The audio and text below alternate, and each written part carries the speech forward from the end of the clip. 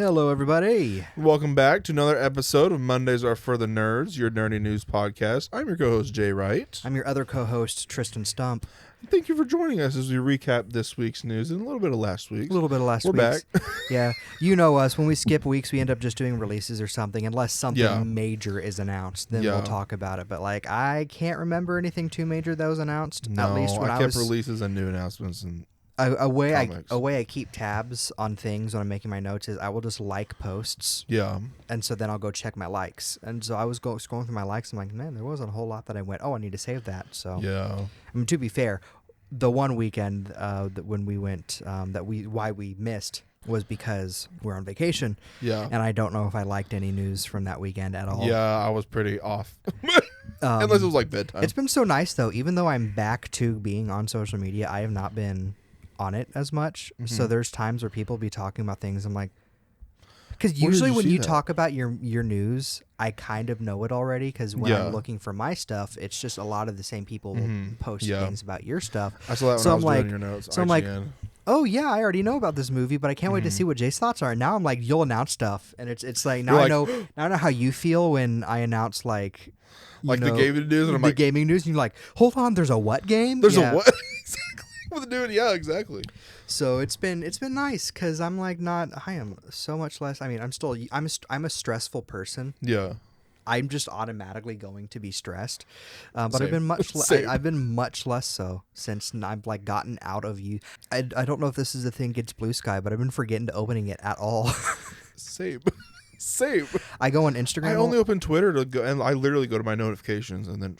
Yeah, I go to Twitter, I go to my notifications, I'll scroll through, and the first thing, and it's almost like now it's instinctive where the first time I see something where it's like, doom and gloom, this just in, I'm like, out. Let's go watch TikTok. Exactly, exactly.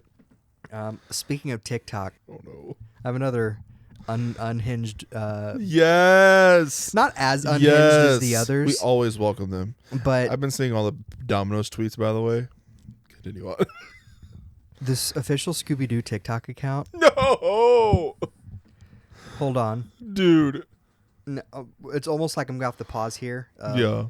This might end up being a really short episode. It will be. It is also another Mondays for Tuesdays. Yeah. Anyway, so, Jay, hold on. I'm gonna pause real quick. Okay. So, we just watched a Shaggy thirst trap made by the Scooby-Doo account and the Fred one. Yeah. And a clown one.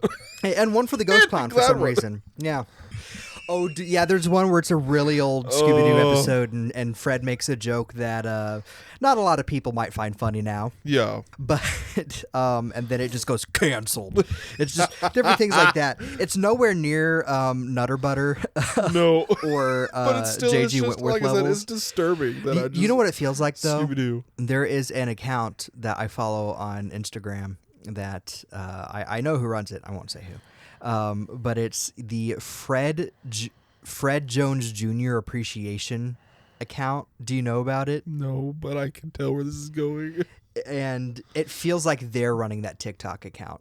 And it's the official Scooby-Doo. And it's the official Scooby-Doo TikTok. Oh, my goodness. It's always good when you run into those random ones. Right? And I'm like, I can't believe I wasn't following the official Scooby-Doo TikTok account already. already just because I love Scooby-Doo. Oh, so what creator made this? Oh. And then I was scrolling through and it popped up and I'm like, okay, who made this? It's Scooby-Doo. I'm not following this. You see the red plus. Yeah, the red plus under it. I'm like, what? So that happened. Something that we both got to do in this last couple weeks. I've been waiting to talk to you about. Episode 3 was screened in a lot of theaters to celebrate the 20th anniversary. I think it got a nationwide. It might have been nationwide, yeah. Completely nationwide. I know it's the biggest re-release. It is. And and I have the box office on it. I think 900 million was the last one I saw. When we get to box office, we'll talk about that later. There's in 2,700 theaters, which is huge, huge. But we both got to see it separately. I went and watched with my dad because Star Wars is kind of a me and him thing. And, there's been times where Dad and I are like, I'm so excited for this new Marvel movie, and then I'll go watch it with the guys, and Dad's like, oh, okay. But we got to see episode 3 of Star Wars. The visuals are so good for 2005. Right? Like that, and Pirates of the Caribbean was around that time, too. I was watching. Well, it's because at the time it's so good. They CGI was such a not new because I guess at that point it would have been maybe 10 years old where it was starting to become standard, but it was still relatively new enough that investors didn't realize how expensive it was and was just like, just take however much time you need. Yeah, because people are like, why does CGI look so much better than it does now? They're rushed. They're not given as big of a budget. Are rushed. Just overall corporate greed when it comes to modern day Hollywood, and other things that impact it that we don't talk about on this podcast because we try to at least be as lighthearted as we possibly can. It's all starting to bleed together though. It is. But that aside, Dad can't remember whether or not he took me to see episode 3 when it came out because it was 2005, so I would have been old enough to go watch it. Yeah, I would have been 4 when it came out. If it came out in May. Yeah, I would have been 4. So I can't remember going and seeing it. And he can't remember whether or not he took me. So this was kind of me seeing it on the big screen for the first time. And of course I loved it. That's how it was for me. Episode 3 is one of my favorite Star Wars of the how many movies we have? 11? 9 plus Rogue One and Solo. Yeah, so 11 of the currently 11 Star Wars movies. It's 12 Clone Wars. True. Of the 12, True. episode 3 is one of my favorites. Yeah. Yes, the prequels, there's kind of this thing where it's like the people growing up with the prequels are saying they're good. Are they actually good? Is it nostalgia bias? I don't know. It's got like 79 on Rotten Tomatoes. I'm going to say, critics-wise? even before the whole, I don't know if you want to call it revisionist or whatever over the prequel trilogy, I love the prequel trilogy. Oh, yeah. Mainly because it leads into a lot of my favorite stuff happen, like spin-offs are during that era of Clone Wars of the alone, timeline. dude. So maybe that's why I like it so much, but also episode 3 is just good. Yeah, there's cheesy dialogue and stuff, but it's so good. Look, if you accept the melodrama for what it is, you're gonna love Star Wars. Exactly. and it was my first time seeing it in theaters as well, but like just hearing all the people laughing at like the iconic lines like do it and like I have the high ground now. See, Dad and I saw it with a smaller crowd, so Dad and I were almost the only ones that reacted to anything. I think C-3PO said a line and everyone laughed, and then every other time where Dad and I laughed, we'd look around and be like, oh, we're the only ones that laughed. Or like it went to the hello there, and I went General Kenobi. Yeah, that's and the one no where one everyone else said. did, and I was like, oh. Everyone said it for it was like I went to see it on the last night it was here. And it was still like a kind of I wouldn't say full, but like opening night wise. So everyone said General Kenobi. That was the only thing people like actually quoted. But there was like a lot of laughs at like I have the high ground now. Did I tell you that my mom and I were watching The Accountant 2 and it's right next door?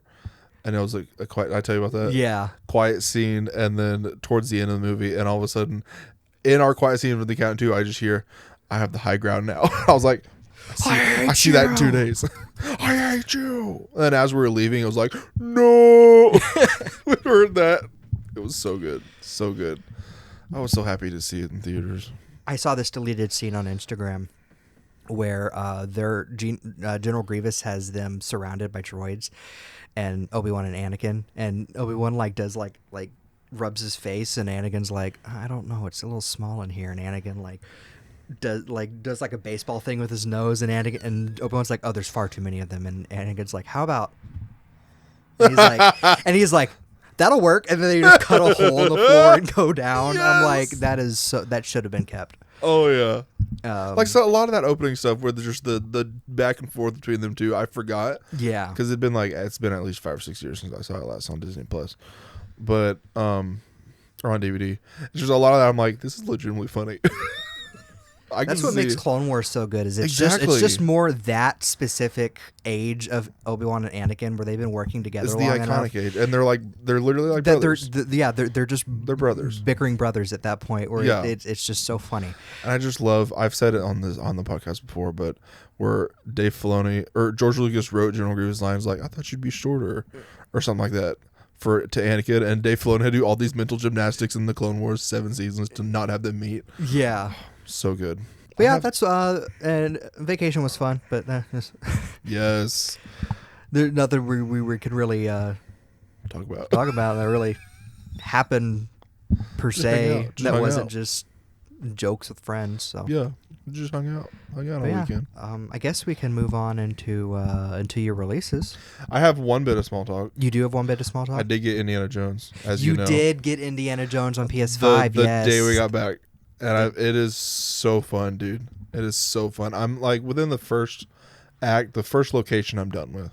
And I moved on to the second one. I told you in the best way possible, it's everything Uncharted can't give me. Mm-hmm. And I mean that in the best way. I told that to Jacob, and Jacob was like looking at me. I'm like, he means that in Uncharted is very action focused, and this is more puzzle focused. And Indiana Jones is more puzzle focused because the movies has its action moments. Oh yeah, but a lot of the movies is him sitting there being like, "How do I get out of here?" And exactly. It's just I don't know. It's fun. I mean, there's a reason a lot of the older Indiana Jones games are point and click adventure games because it focuses so much on him using his mind. Whereas Uncharted is kind of like, let's just shoot our way through everything. And then occasionally we'll be like, history. Yeah, and then occasionally like history, you know, puzzle. One of the like stereotypical treasure movie moment of like he's bored, so he holds up something and it lines up, and he's like, your face. You're not wrong though. That's a lot of Uncharted. Oh, I can just hear the scream. Yeah, not knocking. That is not to knock against Uncharted. I'm absolutely not knocking against Uncharted with any of this. It's just funny how much when you compare the two, when they are often compared, it's like, he's the Indiana. Quite literally, they had the promo. Yeah, where you think about the fact that a lot of Uncharted is just shoot first and solve puzzles later. Exactly. And that's what I mean by this. I love like just the puzzle wise, using my brain to figure out what I should do next, what I should collect to get where, what path I should take. I'm excited to play more of it. It'll probably be a couple months before I get it, because I do have a couple of expensive things coming up. Yeah. The next 2 months. In the next couple months, or next, I guess, month and a half now. Yeah. So. But once you get it, dude, you're gonna love it. That another game we'll be talking about later, and obviously Switch 2 stuff. Yeah, that'll all be later on this year. Yeah, I'll be late to the game, but I will be talking about it. Absolutely, it was like Indiana Jones. We're late to the game technically, but we're talking about it. But yeah, and my releases. We'll go to my releases. That's all I really did. Movies on VOD/digital. Tuesday, April 29th, saw the release of Drop and Death of a Unicorn. In theaters on Friday, April 25th, The Accountant 2 released. Forensic accountant Christian Wolf teams up with his estranged but highly lethal brother to track down mysterious assassins. Really good. Really good. My mom and I liked it. Until Dawn, 1 year after her sister disappeared, Clover and her friends head to the remote valley where she vanished to search for answers. Exploring an abandoned visitor center, they soon encounter a masked killer who murders them one by one. However, when they mysteriously wake up at the beginning of the same night, they're forced to relive the terror over and over again. Didn't get a thing from a friend saying it's not a good movie, which, surprise, surprise. Star Wars Episode 3 re-released. Revenge of the Sith. Years after the onset of the Clone Wars, the Noble Jedi Order leads a massive clone army into a galaxy-wide war against the Separatists. Winter, spring, summer, or fall, following a chance encounter, Wonderkind Remy, played by Jenna Ortega, and music-obsessed slacker Barnes, played by Percy Hines White, become inexorably entwined in each other's lives.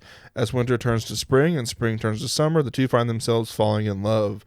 The Legend of the Ochi released, which, if you heard us a couple months ago say it released, I guess I was wrong about that. They delayed it and I didn't realize it. Officially released last week. A young girl learns to never go outside after dark because of reclusive forest creatures known as the Ochi. However, when a baby Ochi is left behind by its pack, she embarks on the adventure of a lifetime to reunite it with its family. And on Swift Horses got a limited release. Muriel and her husband Lee are about to begin a bright new life, which is upended by the arrival of Lee's brother.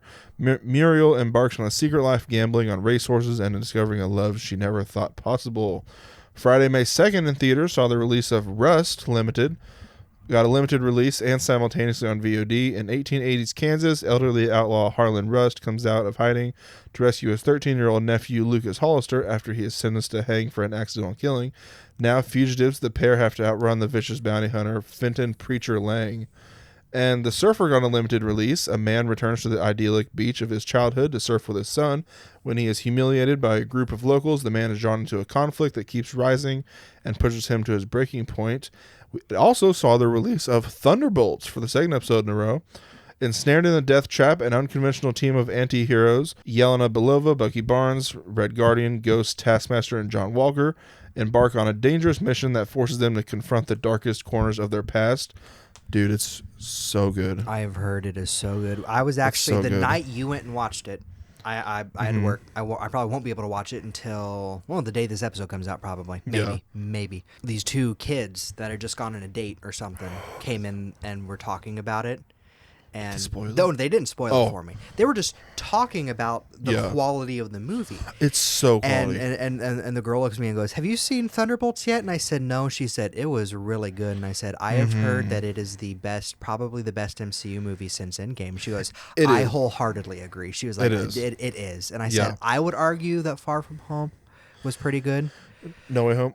No Way Home. But I would argue No Home was pretty good. Yeah, I was thinking about that. Those are the top two, but in No Way Home, I feel like it has a lot more of the fan stuff. True. Whereas this one, No Way Home is a fantastic story, but this one is more like grounded. Mm-hmm. As grounded as a Marvel movie can be. I do keep seeing the jokes of like, where was Spider-Man? Yeah.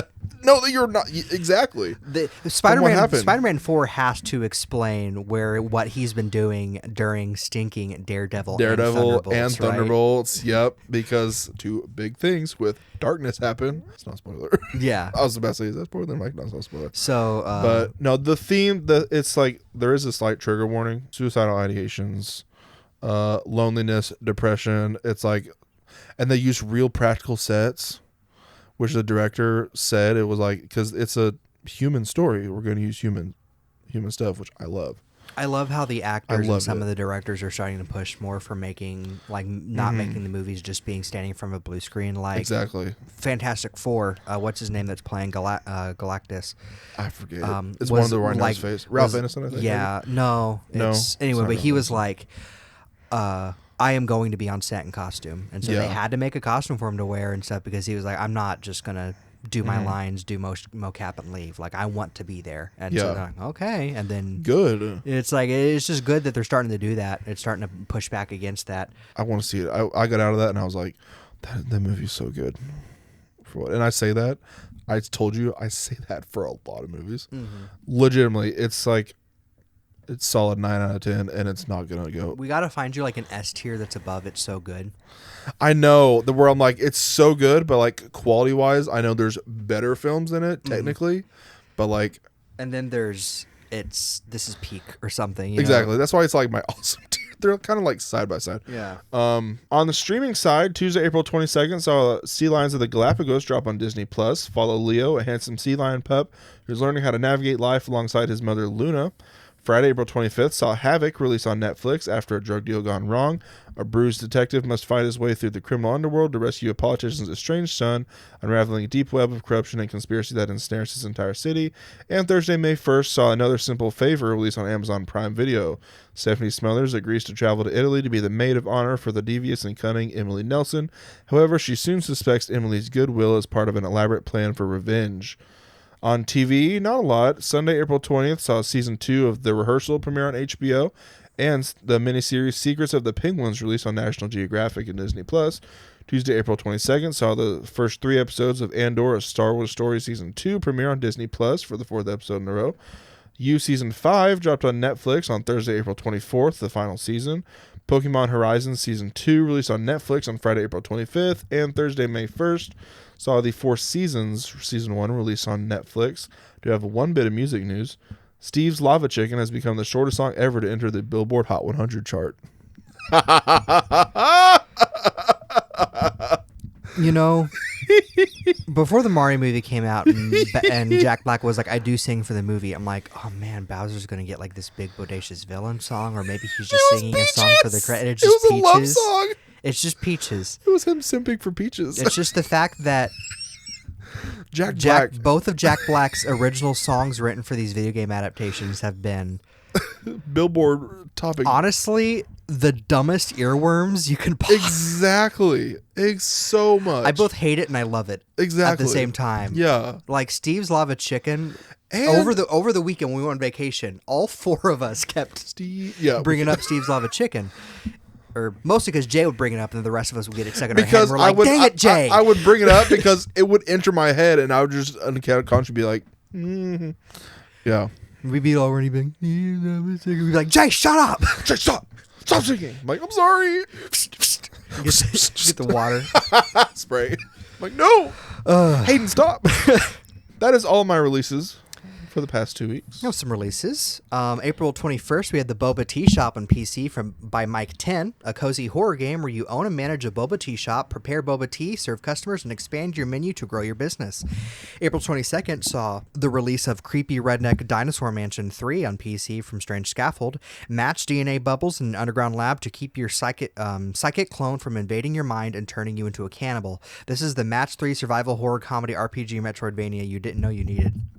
That was a lot of words. But yeah. Haven Brook on PC from devs YYZ Studio and publisher Pretty Soon. Breathe easy and thrive in this cozy colony sim. Build a haven for castaways, manage resources, live your best life on the ocean. Lead your humble settlement into a high-tech society. Maliki, Poison of the Past, released on PC and Switch from developer Blue Banshee and publisher Ankama Games.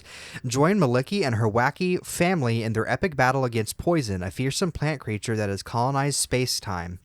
Go along on a fantastic odyssey through the ages that provides a unique mix of exploration, temporal riddles, and turn-based fights full of surprises. Steel Seed, released on PC, PlayStation, and Xbox from Storm in a Teacup and publisher ES Digital Games. Steel Seed is a stealth action adventure set in a dark sci-fi world on the brink of extinction. Play as Zoe and her drone Kobe as they explore a hostile underground facility. Uncover secrets, survive dangers, search for answers, and humanity's last hope. And Elder Scrolls 4 Oblivion Remastered on PlayStation, Xbox, and PC from Bethesda. Explore I think it's Cyrodiil, like never before, with stunning new visuals and refined gameplay in the Elder Scrolls 4 Oblivion Remastered. I believe that was like announced and dropped on the same day. I think so. If not like the day after. I forgot about that. I was not surprised because it's been heavily rumored since for a long time. Like I would just go on to the places I usually, and so it was just everyone was like, Oblivion 4 had like this got renewed. There's a Steam page in the coding, but it's not up. Different things where everyone's like, okay, it's just a matter of waiting on it. Yeah. Hayden has been playing it. Trey's been playing it. I've heard a lot of good things. It doesn't look like a remaster to me. I mean, it's kind of like it's the same remaster on the level that Metroid Prime Remastered was a remaster, where they did the redo of the textures so well. If you told me they remade the game, I would believe you. April 23rd saw the release of Dinkum on PC from developer James Bindon and publisher Crafton. Dinkum is a survival life simulation game set on an island inspired by the rugged Australian outback. Farm, hunt, mine, fish, and forage to gather resources, expand your town, and discover what makes Dinkum so special, either solo or with friends. Old Skies, released on PC and Switch from Wadjet Eye Games, a time travel adventure spanning 200 years. Dive into the past with time agent Fia Quinn as she embarks on 7 trips through time. History is up for grabs, from the speakeasies of Prohibition to the vicious gangs of the Gilded Age to a World Trade Center on September 10th, 2001. Oh, wow. Wadjet Eye Games is one of my favorite point-click adventure game publishers, developers out there. They made they actually made the games that inspired me to make our game that will release someday. But someday, give it time. But anyway, they made the games that inspired me to look into making point and click adventure games. Other than there's other point and click adventure games I grew up making, but this one specifically, I got the first Blackwell game. Blackwell is one of their big series. It's basically Ghost Whisperer. There was director commentary, so I beat it. Then I played it with director commentary, and the director mentioned the engine he made the game in, which is Adventure Game Studio, which is an open source engine that's made for making point and click games. You basically, all you have to do is basic code, drag in your graphics, and you can make a good game. There. So this is their newest game that they've been working on for a while now. I'm very excited for this. Sounds good. It looks good, and full voice acting. Once Upon a Puppet on PC, PlayStation, and Xbox from developer Flatter Than Earth and publisher Daedalic Entertainment. I think I say their name different every time. Daedalic. I feel like I've heard of it, yeah. I have no idea how you're supposed to pronounce it. Control the strings of fate and embark on a grand adventure with Drev and Naive, a magical, story-driven 2.5D puzzle platformer where puppeteering mechanics and a whimsical theater-inspired world intertwine. Thunderfolk on all major platforms from developer Secret Door and publisher Dreamhaven. Thunderfolk is a shared turn-based tactical RPG adventure where your phone becomes the controller. Inspired by gathering around a table with friends, it is built with a couch co-op experience in mind. Up to 4 players adventure across the magical and dangerous Sunderlands. Got to get the guys together for that. Yes. April 24th saw the release of Claire Obscure Expedition 33 on Xbox, PS5, and PC from developer Sandfall Interactive and publisher Kepler Interactive. Lead the members of Expedition 33 on their quest to destroy the Paintress so that she can never paint death again. Explore a world of wonders inspired by Belle Epoque France and battle unique enemies in this turn-based RPG with real-time mechanics. I have heard that it is super, super good. Like, if not Game of the Year contender, at least RPG of the Year contender. If not nominee for Game of the Year. There's a lot of people who are like, oh man, Metaphor's already been blown out of the water. I think both can exist at the same time because they are different kinds of turn-based RPG. But it's whatever. But I've had Jacob's been playing it, and he loves it. I cannot wait to play it, but it's going to have to be after a couple months before I get to play it. But it is so good. From what I've heard, it looks good. The music's supposed to be really good. The story is somber, but also really good. Fatal Fury City of the Wolves, released on Xbox, PlayStation, and PC from SNK. 26 years on, a brand new entry in the Fatal Fury series is set to arrive on the scene. Fatal Fury City of the Wolves features a unique art style that stimulates the senses and can innovate rev system that supercharges with the excitement. Here, at long last, a new legend is about to unfold. Monster Prom 4 MonsterCon, released on PC from Beautiful Glitch. You can find love at the nerdiest convention. Can you find love at the nerdiest convention ever? MonsterCon goes back to the multiplayer dating sim formula. Go through absurd and funny situations as you find love among 6 sexy monsters. Who will you romance? The mimic who cosplays, the clown who's an idol, or the eldritch cutie? Oh, there's also Liam, the vampire from the first game. Oh, never mind. That's not what I thought. I think there's also a slime guy and... Yes! Wait. Just kidding.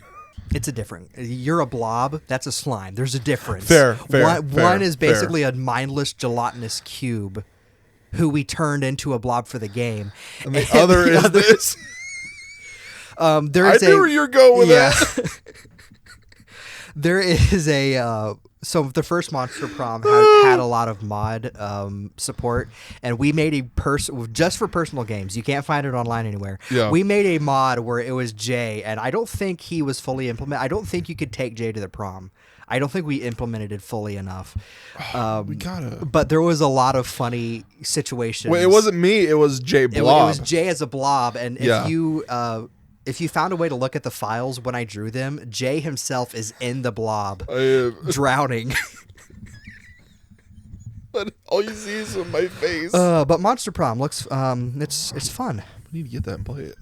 The 100 Line Last Defense Academy on PC and Switch from devs 2Q Games and Media Vision and publisher Aniplex.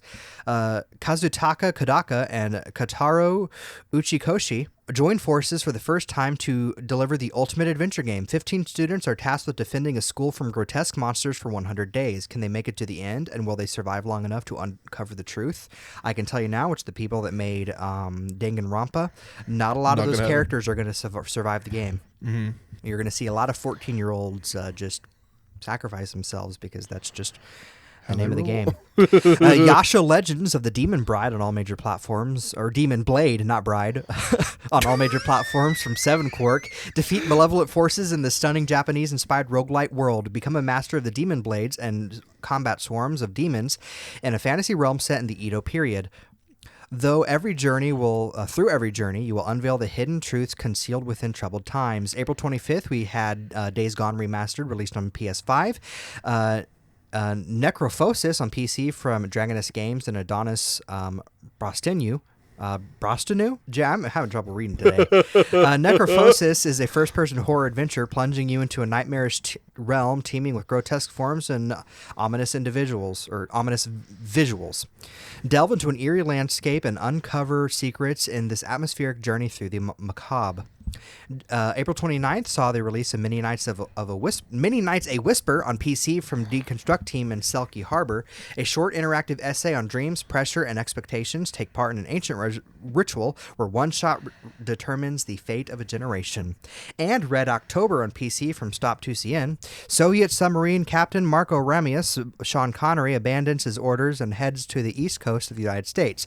Equipped with innovative stealth technology, Ramius's submarine Red October is virtually invisible. However, when an American sub briefly detects the Russians' presence, CIA agent Jack Ryan, wait a second, this is the wrong description. I was gonna say, I'm like, what? Like, did they make a game off the movie? That was the Hunt for Red October. Let me read the actual description for Red October. Oh, you got me. A scientific thriller on the USSR, physicist Sokolov is drawn into the race for energy of the future in a closed city of something 21. I'm not even going to try to pronounce that. Intrigue, espionage, moral choices. The fate of the world is in your hands. I thought I'd pull one over on you. You did. I was like, did they really they made a game based on Hunt for Red October? Nope. April 3rd, Gates of Skadal on PC from Napoleon Games and Jindrik Skadal. Gates of Skadal is a cult classic Czech dungeon crawler from 1998. On the mythical land of Rovenland, a party of adventurers sets out to stop 5 rogue mages from the Tower of Skadal. Enjoy turn-based combat, powerful magic, and tricky puzzles in this RPG. May 1st saw Kato Buttered Cat make its way to Switch and PlayStation. That's the game where you play as a cat who's had buttered toast put on its back. Because, you know, the joke of, you know, if you throw a cat, it'll always land on its feet. And if you throw if you drop a slice of toast, it'll always land butter side down. So what happens if you tie them together? Oh no, the butter side up on the back. Yeah, and so you do a lot of these jumps where you have to keep switching back and forth because they're gonna. Yeah. Anyway. Oh, that sounds so fun. It released. So infuriating. I think I talked about this game back in September because that's when it released, but it's now familiar. On console. Despelote released on all major platforms from Julian Cordero and Sebastian Valbuena and publisher Panic, a slice of life adventure about childhood and the magical grip soccer held over the people of Quito, Ecuador in 2001. Shotgun Cop Man on PC and Switch from devs Dead Toast Entertainment and publisher Devolver Digital.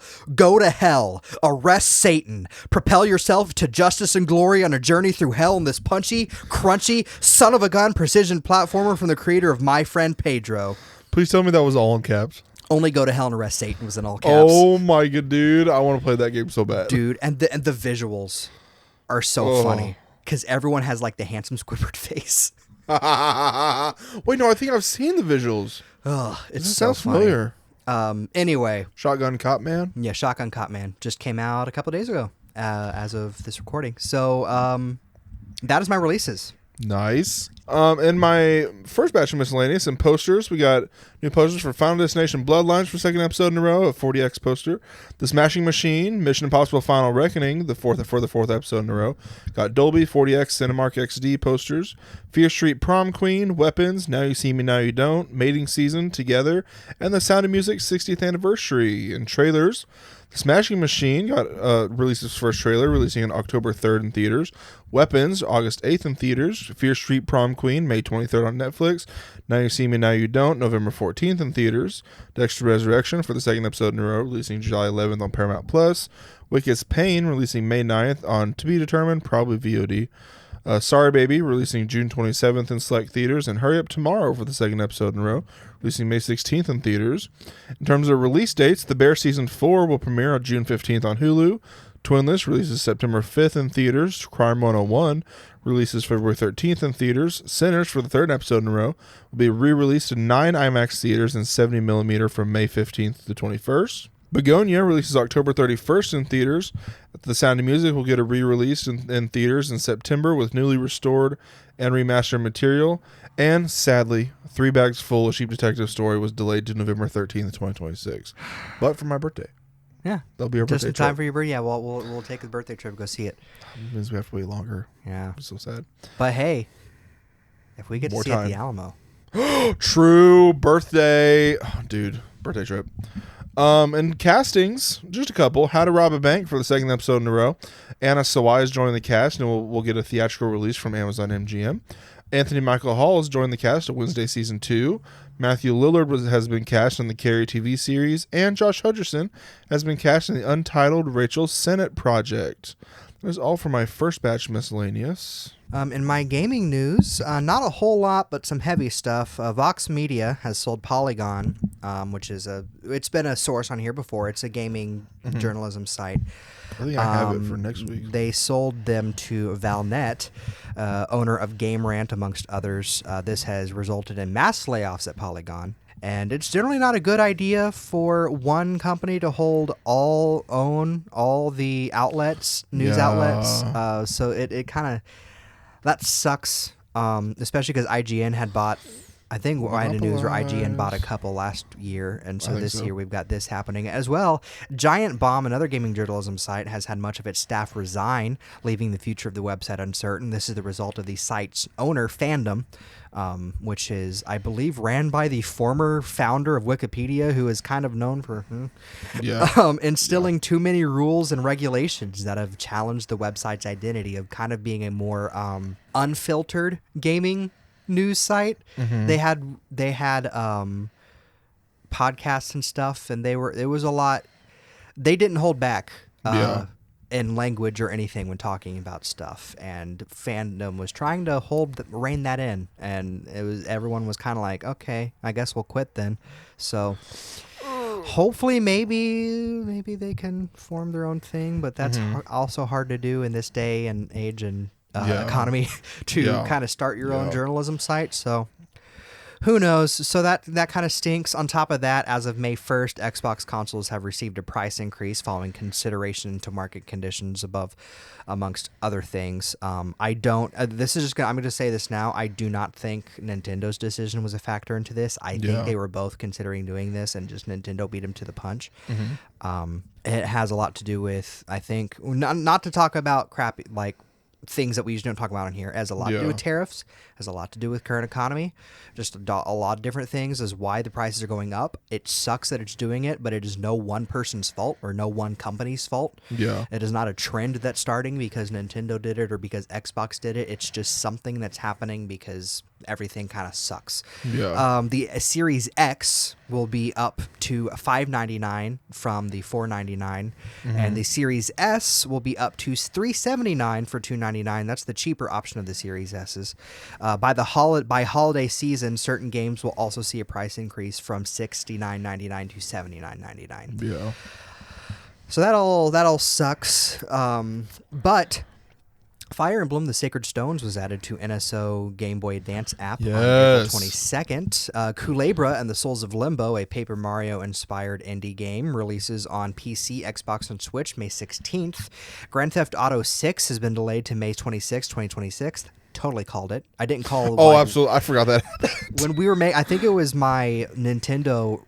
predictions. I said that the Mario 3D platformer would win Game of the Year if Grand Theft Auto 6 was delayed, and I was like, it probably will be. I hate to be right, but I mean, everyone else was kind of saying it too, so I can't give myself too much credit. That whole list of that disgusting film was like, here's everything we're getting before Grand Theft Auto 6, and I was like, Avengers Doomsday, Super Mario Brothers 2. Seth Rogen is being added to Call of Duty. Yes. I think the screenshot I saw was he was next to Kevin Smith. Who's already in. The first two episodes of Star Wars Tales of the Underworld premiered on Fortnite May the 4th. Into a Hearth Yonder was announced for PC, a cozy creature collecting co-op. Frog Legs, described as a Frogger meets first-person horror and Doom, releases May 19th on PC. That's the trailer I was watching that you were like, what are you watching? I kind of want to play that. Dude, I think you'd like the shooter parts that are inspired by Doom, but I saw the first-person horror parts, and I'm like, ugh. Not it's creepy, not scary. Because they're just these little these cute little frogs, and they're just staring. I'd see one get squished, and I'd be like, I don't want to. That releases May 19th on PC. Amanda the Adventurer 3 was announced. Sci-fi shooter Mycopunk was announced. Desktop Survivors releases on PC May 20th. Outrider Mako releases June 23rd. Dream Simulator Nidana was announced. Eerie Driving Simulator Easy Delivery Co. was announced. Meet townsfolk while feeling like something is off. Frozen Flame Interactive announced Oko the Exiled, a 2D action platformer coming to PC. And first-person stealth game The Shadow Syndicate was announced for 2026 release. And that is my gaming news. Nice. I have the rest of my movie news and new looks. We got our first look at Julia Garner and Josh Brolin in Weapons for the second episode in a row. New look at Oscar Isaac as Dr. Frankenstein and Guillermo del Toro's Frankenstein. New look at Ben Affleck and Matt Damon in Rip. New look at Stitch and Courtney B. Vance's Cobra Bubbles and Lilo and Stitch for the sixth episode in a row. New look at a Mosasaurus for the fourth episode in a row from Jurassic World Rebirth. The Smashing Machine. New look at Dwayne Johnson and Emily Blunt. Looks really good, honestly. Wednesday Season 2 gave us a new look at Jenna Ortega as Wednesday, new look at Ana de Armas and Ballerina, new look at Jenna Ortega and Hurry Up Tomorrow for the second episode in a row, new look at 28 Years Later for the fourth episode in a row, new look at Dakota Johnson, Pedro Pascal, and Chris Evans in Materialists, first look at Neytiri in Avatar Fire and Ash, and a new clip from Friendship. First looks, we got our first look at Caught Stealing, featuring Austin Butler, Matt Smith, Zoe Kravitz, Bad Bunny, and Regina King. Follows a former ball player who gets caught in a criminal scheme when pet sitting his punt rock neighbor's cat.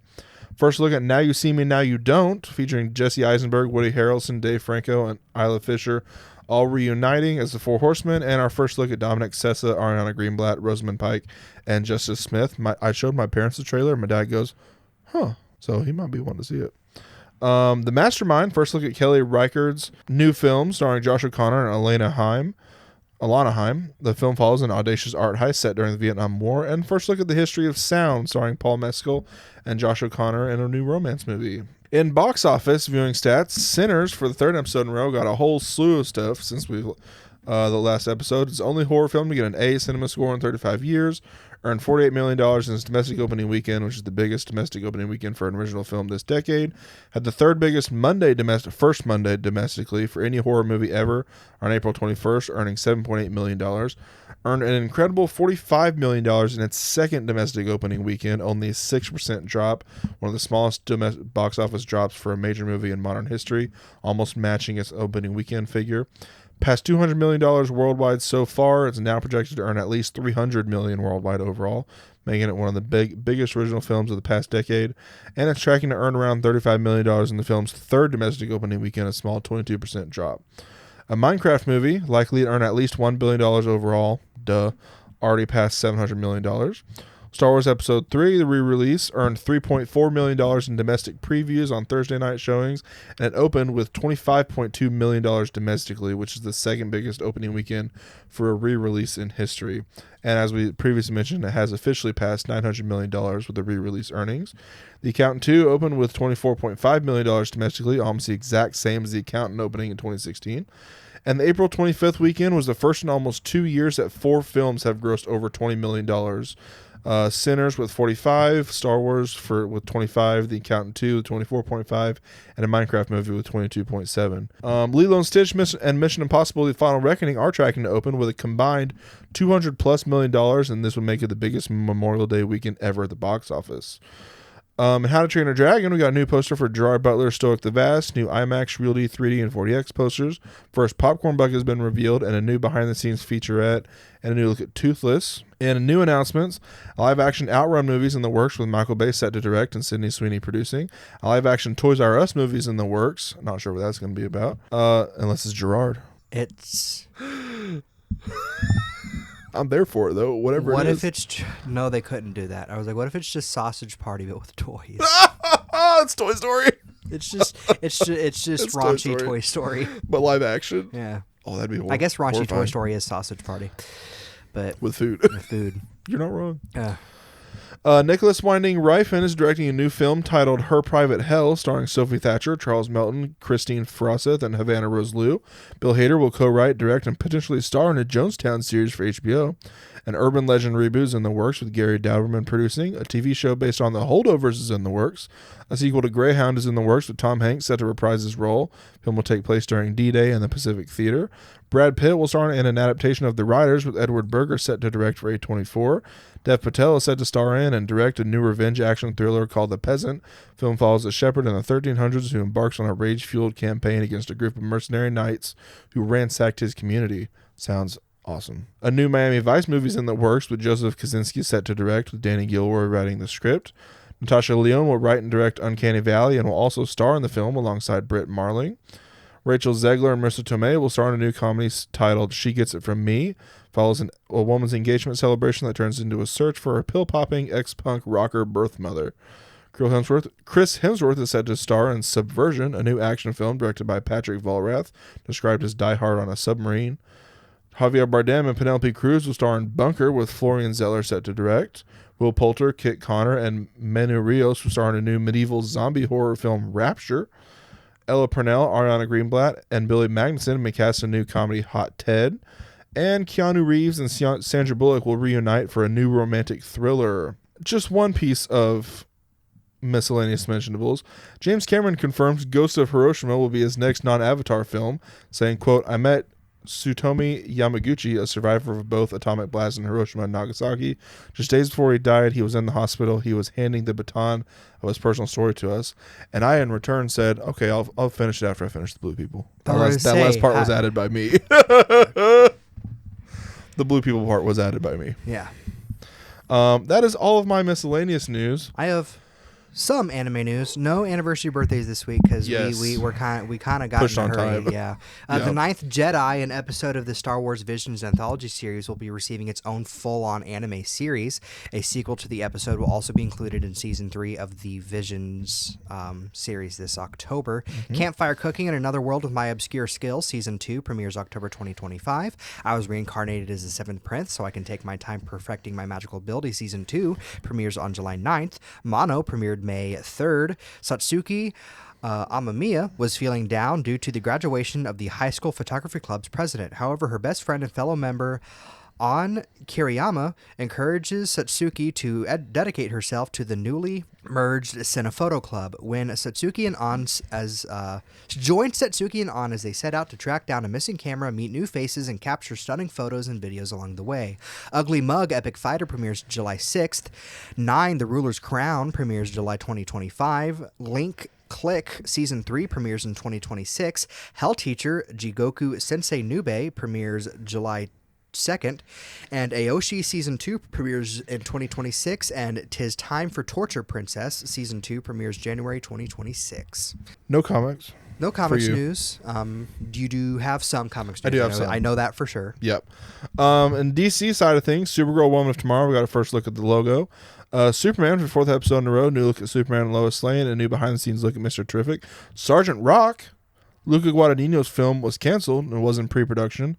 Colin Farrell, Mike Face, and David Johnson were all cast, and it would have followed Sergeant Rock trying to find the Spear of Destiny, the spear used to stab Jesus during his crucifixion before the Nazis found it. But later that day, it was announced to being reassessed to potentially begin filming next summer. That begs the question, treasure hunting DC movie? I'm there. And Clayface begins filming in October. On Marvel side of things, Thunderbolts for the 2nd episode in a row. We got new clips, new teaser for Sentry. Director Jake Schreier said the design of the Void was inspired by shadows from the Hiroshima bombings. New poster for the Void, it released in theaters, earned $11.5 million in its domestic previews and $31.5 million in its domestic opening day, and is tracking to close $80 million on its domestic opening weekend. Daredevil Born Again for the 10th episode in a row. The original opening scene before the creative overhaul was revealed. The description of it was revealed, not the actual scene. Fantastic Four First Steps for the 4th episode in a row will take place 4 years after the team becomes superheroes. And we got a new look at Reed and Sue, as well as separately new look at Reed, Sue, Johnny, The Thing, and Herbie via trading card-like graphics. Avengers Doomsday for the 2nd episode in a row. Chris Hemsworth has begun filming. Hawkeye Season 2, Jeremy Renner says he turned down doing the show after only being offered half of his Season 1 salary. He said, quote, I'm sorry, why? Did you think I'm only half the Jeremy because I got ran over? Love you, Jeremy Renner. Ryan Reynolds is writing a Deadpool X-Men team-up movie. The film would include 3 to 4 X-Men members with Deadpool as a supporting character. He has not yet pitched an idea to the studio. It definitely should X-Force. be focused on the X-Men and have he said, kind he's of like, there. Deadpool. in the main line of you things. could partially inspire it by his first appearance before he became who Deadpool was. Absolutely. Where he was hired to like kill the X-Men. Mm-hmm. So he could just kind of show up and fight him at first and be like, wait a second. Looks at the script. We're not doing this. Yeah. Yeah, absolutely. And a couple of things with Kevin Feige backstage. Did you see all these? Kevin Feige recently told his Marvel Studios colleagues that watching every new Marvel TV show and film had started to feel more like homework than entertainment, and they are now moving to only 1 or 2 live-action shows per year. Kevin Feige has also told his colleagues that he has a 10-year plan for the X-Men, and it was said by a colleague, he was spread so thin at Marvel in the early 2020s that creatives wouldn't hear from him and spend weeks on work only to get feedback that was too late to implement. Some staffers had to resort to chasing him down in the hallway for answers, which would serve as an explanation to some of the things. To why certain movies turned out how they did. Yeah. Quantumania! Thor: Love and Thunder! That is all my comics news. And celebrity deaths. I do got a whole slew because, of course, I included last week's. Pope Francis was 88, the people's pope and the first pope to have a cameo in a film. Died. These are all last week's. Lulu Roman, 78, comedian and singer. Sophie Nwide was 24, former child actor from Mammoth and Noah. Lar Park Lincoln was 63, Knots Landing actress and author. Will Hutchins was 94, No Time for Sergeants and The Shooting actor. Gerard Kennedy was 93, Raw Deal and Wolf Creek 2, Australian actor. Eric Roos was 62, Estonian actor known for Vatleja and All My Linens. Chris Cowenbergs was 78, Belgian actor known for Hector and Coco Flannel. Waltraud Haas was 97, Austrian actress and singer. And then this week, Jiggly Caliente, 44, RuPaul's Drag Race Season 4 alum and Pose actress. Priscilla Pointer was 100, Carrie and Dallas star and mother of Amy Irving. Cora Sue Collins is 98, The Adventures of Tom Sawyer and All This, and Heaven 2 actress. Shaji N. Karun, 73, was an Indian director behind Piravi and Cootie Sronk. Park Hee-gon was 56, South Korean director behind Catman and Don't Buy the Cellar. Jill Sobule was 66, singer-songwriter behind groundbreaking I Kissed a Girl and Clueless soundtrack hit. Ruth Buzzi was 88, purse-wielding comedian and laugh-in. Rick DeVal was 63, Filipino actor and director known for American Adobo and Social Climbers. Humara Ali was 65, Pakistani actress known for Ball and Tick Button. And Andrew Carpin was 59, studio executive at Focus Features. My sources for this week were Deadline, Movie Insider, Variety, Hollywood Reporter, Entertainment Weekly, Collider, Vanity Fair, The Wrap, Regal, Bloody Disgusting, Business Insider, Empire, Wall Street Journal, and of course, Discussing Film. I want to thank my sources for this week: Discussing Film, IGN, Crunchyroll, GameDeveloper.com, Video Games Chronicle, ComicBook.com, and the official sites and socials of the studios mentioned today. Now for our return of tier lists, we got an odd one. Last minute odd one. Fictional bands and singers, so just fictional music. They had to be celebrities in the in universe. They had to be celebrities or like a band of some kind. Yeah. Based on how we're ranking them, based on how likely it would be that if they were real, would Weird Al have parodied their song? Absolutely. We have 20 of them, so we'll hit you with 5 this week. The first one up is Four Town. I forgot these were randomized from Turning Red. I haven't seen Turning Red since it dropped on Disney Plus, if I'm being honest. I don't know if it would be too likely for him to. Does he do a lot of boy bands? He's done eBay as parody of I Want It That Way. He's done The White Stuff, which is parody of The Right Stuff. Mm-hmm. He's done parodies of boy bands before. I don't know if he's done parodies of boy bands where all the singers are like 13 years old. Fair. I would say, would you say C? I'd say C. Like there might be. I was thinking like no higher than B. In that universe, there might be a Weird Al somewhere that's like, time to parody this, But exactly, maybe one of them goes on to have a solo career that Weird Al parodies one of his songs. Yeah. So I'd say C. We're gonna say C. Alvin and the Chipmunks. I think this is right up his alley. Yeah. I feel like he'd love Alvin and the Chipmunks. He would. I don't know if he would parody their songs. I feel like he would collab with them. True. So or he would appear in one of their Does that put this? Does that actually by the confines? Does that strangely put him in D? I think it puts him in D. By the confines? I feel like he would maybe make a song in the parody of their styles or something, like speed up his voice, but he wouldn't parody any of their songs directly. So I don't know if that counts because he does style parodies. A lot of his songs are original, but they're in the style of other. Alvin and the Chipmunks, their style is whatever song they're covering. Yeah. Plus. I guess kind of an old folksy, you know. So D. I think it's D. Strangely D. Based off our parameters, they would be an opening act. Oh, absolutely. He would go on tour with them, but he wouldn't parody any of their songs. That's fair. I forgot the corner we've written ourselves into. Big Time Rush. Big Time. We're doing 5 per episode, right? Yeah. 5. A Big Time Rush. I feel like that's a solid B. B. There's a solid chance if it was a real, yes, it's a real. So, Big Time Rush, we're counting it because it started it started off as a fictional band, and then actual music became popular enough from the show that it spun off into it be an actual band. Yeah. So I think if it had started out as an actual boy band, I feel like there's a good chance that he might have at least referenced it in one of his polka, which I don't know is in a parody. So I think that B is like a solid. B, it's either he's either going to parody them or one of their songs is in a polka mix. Polka. Yeah. Next is Boys for Now, which falls in the same as Four Town because it's from Bob's Burgers. Yeah. Oh man, and a lot of their songs are already funny anyway. I know. Do we want to put them in C? I think C. I put it above because I feel like funny lends itself to the polka. Yeah. Into polka mixes. California Raisins. I forgot about. Do they actually have any? I mean, I know they have the California Raisins song. No, I forgot this was in. I made this and I forgot it was in here. I don't know where to put these. It was on the list of fictional bands that I Googled. I don't know where to put these guys. Would they have a song popular enough for him to... Because he'd do it. I feel like he would. He would... I feel like they would be referenced in one of his music videos. Yeah. Like he would suddenly be a raisin in a music video or something, but he wouldn't parody their songs, I think. I feel like it's on the same level as Alvin and the Chipmunks. Yeah. Okay, so Alvin and the Chipmunks, we're putting them in D. I'm going to put it below Alvin and the Chipmunks. This might be our first bottom-heavy tier list. Oh, you're right.